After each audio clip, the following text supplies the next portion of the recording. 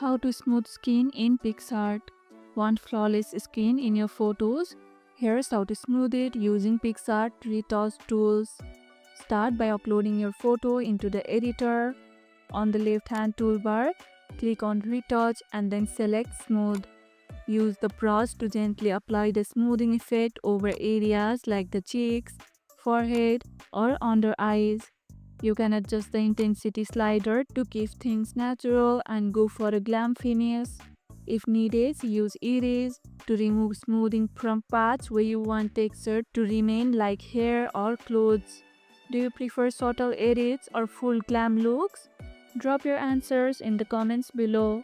Combine smoothing with the blemish fix tool for a near brushed finish that still looks real.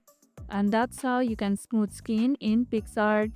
And if this video helped, hit the like button, share it, subscribe and leave a comment. Thanks for watching and I'll see you in the next one.